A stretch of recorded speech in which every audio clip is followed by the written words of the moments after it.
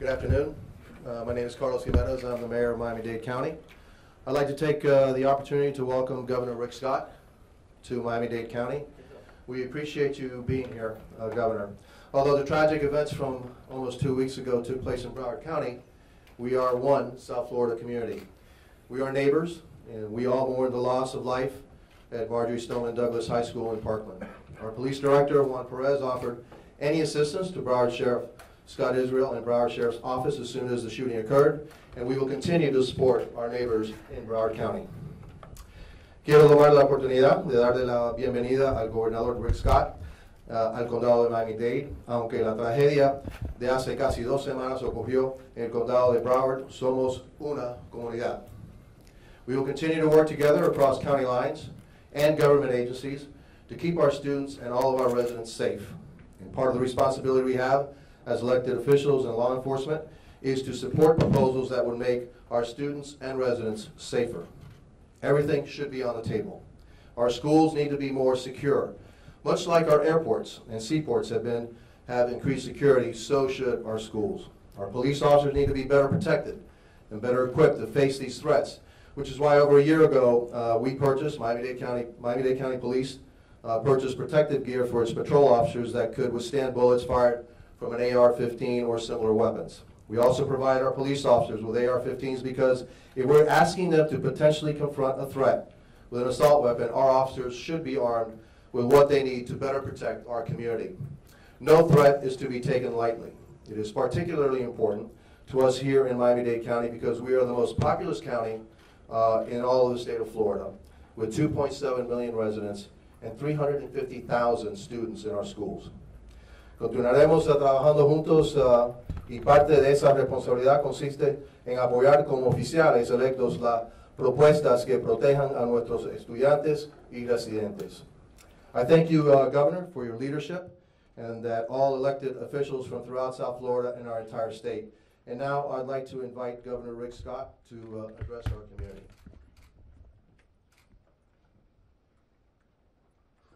First, I want to thank the mayor. I want to thank him for his hard work.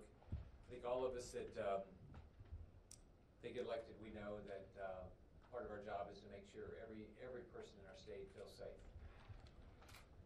There's no parent that should ever feel uncomfortable with sending their child to a school. Where we need to end up is in a position that every parent, when they wake up in the morning, says, I feel comfortable that my child can go to school today because I know they're going to come back safe. I'm going to say a few words, and that I know we have 2 individuals that lost their loved ones that are here today, and I'll introduce them when they're going to speak. But I can just tell you that talking to family members or talking to individuals at the school, just heart goes out to them. Unfortunately, we lost 17 innocent lives. I guess now it's almost, tomorrow would be 2 weeks ago. This state will never be the same, and my goal is to make sure that with this tragic event, that we make sure we make the changes necessary to make sure this never happens in our state again. Right after the event, I organized a group of individuals to come to Tallahassee. I asked law enforcement to come up from around the state. Everybody came that I asked. I asked educators to come up to Tallahassee, and everyone that I asked came. I asked mental health professionals to come up, and everybody came up. And we sat down and we came up with ideas that we thought would work to change the direction of the state and make sure our schools are safe. In the meantime, we were meeting with parents, family members that lost their loved ones, and students. I want to thank everybody for their active engagement in making sure this never happens again. We have a little less than 2 weeks now to go in this legislative session. I put out a proposal on Friday. I'm going to work every day between now and the end of session to make sure that we pass legislation that will make our students safe. We need to pass reforms to make it virtually impossible for anyone who has a mental illness or danger to themselves ever to use a gun. In our state, we're in a good position because we have budget surpluses now. My plan is to spend $500 million to make our schools safe, to invest the dollars in mental illness, mental illness to make sure this never happens again. We need to increase the collaboration between our local sheriffs, our police departments, our schools, Department of Children and Families, and DJJ. We've got to make sure we have an increased law enforcement presence in all of our schools, every school. So my proposal would have a significant law presence in every school. And on top of that, as our schools that are larger would have a bigger law enforcement presence. And the way I want to make sure we do this right, I want to make sure all these things are signed off by our sheriff's department all across the state. But there's no question we've got to have more law enforcement. Next, we also need to make significant investments in school safety. We've got to invest in metal detectors. We've got to invest in bulletproof glass. We've got to invest in steel doors. We've got to invest in upgraded locks. We've got to do everything we can to make sure that somebody that wants to harm any one of our students can never do it again. Also want to make sure we have an anonymous See Something, Say Something statewide dedicated hotline, website, and mobile app. Also, I want to make sure we have increased presence with mental health counselors at our schools. I want to make sure that every student has the opportunity to sit down with a mental health counselor and hopefully deal with any issues that they might be dealing with. In all of our sheriff's departments, I want to embed an employee from the Department of Children and Family to try to work better to coordinate any issues that they might be seeing around their community. I'd like all of our schools to have a threat assessment team to meet on a monthly basis, which will include our principal, a teacher, local law enforcement, an employee of Department of Children and Families, and DJJ. My goal is to make massive changes in school safety, significant increased mental health resources, and keep the guns out of anybody that's dealing with mental illness or is potentially a threat to themselves or others. There's nothing more important to make sure these schools are safe. I am a father and I'm a grandfather. The first thing when something this happens, you think, how can you deal with it? And unfortunately, we have 17 families that are dealing with the fact that they lost their loved one. We had individuals that shot and are still getting better. And then we have an unbelievable number of families and students that are concerned about the safety of their schools. But I'm going to do everything I can over the next week and 5 days or so. We are going to get a good bill passed this session. We're going to get the funding, and we're going to make sure this doesn't happen again in our state. I want to thank, we have 2 parents here today, and I can tell you both of them want to make sure that this never happens to another family. So the first person I want to introduce is Andy Pollock. Andy lost his daughter, Meadow. If you look at the pictures of Meadow, she was a beautiful young lady. If you talk to, whether you're talking to Andy or his 2 sons or everybody around, everybody said Meadow was one of the most beautiful individuals you could ever meet inside and outside. So I personally don't know how Andy's doing it, but I know that he has an unbelievable passion to make sure that this doesn't happen anywhere in our state, but his goal is to make sure this never happens in our country again. The father of Meadow, Andy Pollock.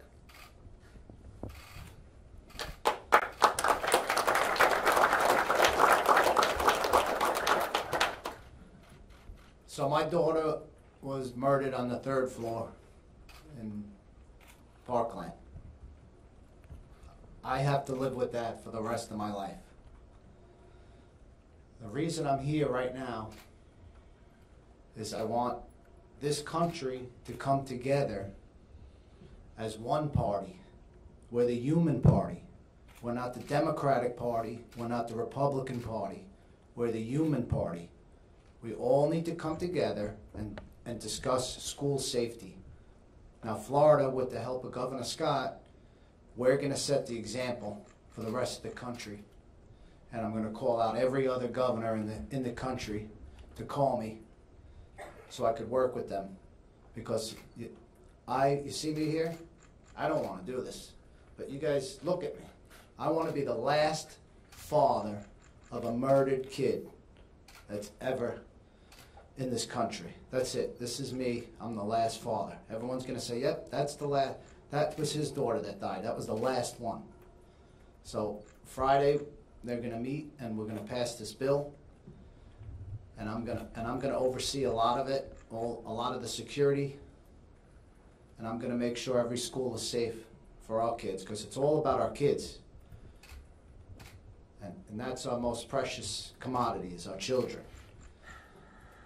So I'm the last one, and that's it. So reach out to me, and I'm gonna help everyone. Thank you.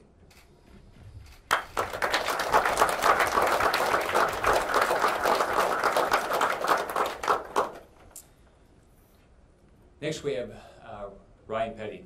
I had the opportunity to meet Ryan after the hurricane, after Irma, because his family went both down to Everglades City and down to the Keys to try to help others in need. And so Ryan and his son I met in Everglades City, I guess a little over a year ago. Oh, no, that wasn't even a year ago, was it? Months ago. Yeah. This job is... Things go so fast in this job. So, unfortunately for Ryan, he lost his beautiful daughter also. Elena was a sweet girl. If you went to the funeral and met some of the individuals there, the things that they talked about, she was just a wonderful young lady that was active in their church, and I can't imagine what the entire Petty's family is going through. Ryan Petty.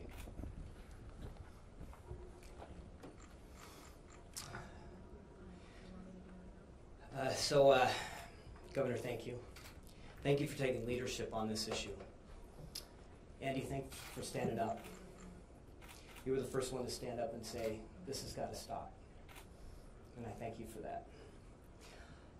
For those of you that didn't have a chance to know my daughter, she was, as Governor Scott said, all about service. She loved to serve. When she come into a room, she lighted up with her smile. She was everybody's friend.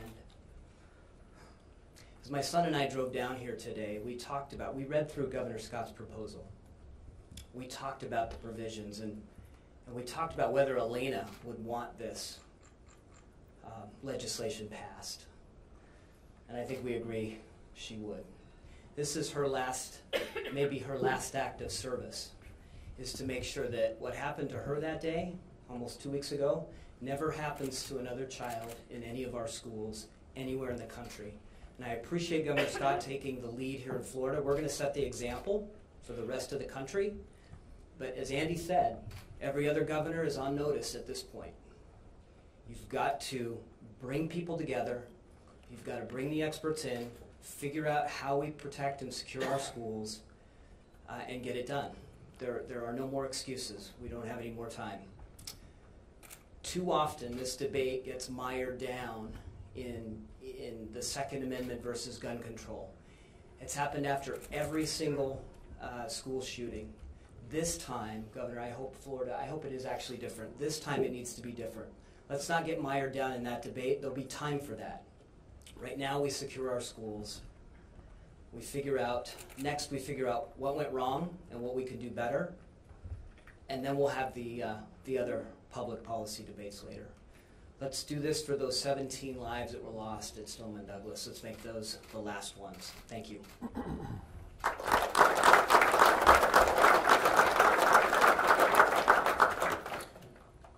I want to thank Ryan. I want to thank Andy. But here's our goal. We have a week and 5 days or so, 4 days or 3 days left in session. Every one of us, this is important to us.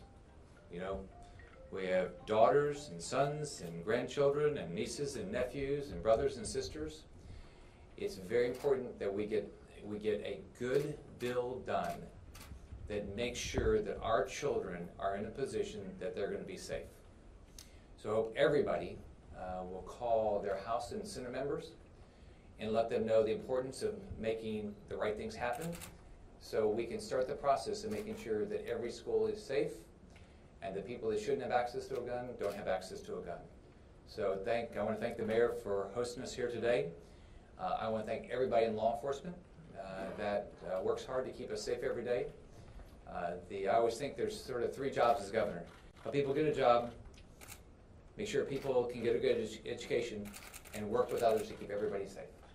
So We'll take questions here. I'm going to take questions here. Okay, we'll be glad to take any questions anybody has here. Governor, you have said that you don't want to arm teachers, but the legislature is discussing a Marshall program to arm some trained schools personnel. Would you be in favor of training schools personnel that are not teachers to be armed? First off, you know, I'm working with the legislature to try to make sure the bill that passes is a bill that we're all going to be proud of, that's going to make a difference. I've been very vocal that I don't believe we should be arming our teachers. We should be focused on arming law enforcement. So my focus is how do we make sure that we have the resources to where our law enforcement are trained and they can do the job. So my focus is arm law enforcement and let teachers teach. Would you veto a bill that includes a Marshall program then? I'm going to review whatever makes it to my desk. I'll review it at that time, like I do every other bill that gets. Why is it important to keep AR-15s on the street? Say again? Why is it important to keep assault rifles on the street at the same time you're doing this? Here, the way I look at it is, rather than trying to ban specific weapons, what we ought to do is ban specific people from having any weapon. Let's remember that Timothy McVeigh used fertilizer. Let's remember that where people are using cars and trucks. We saw it in New York City. We saw it in France. There's lots of ways people can do bad things.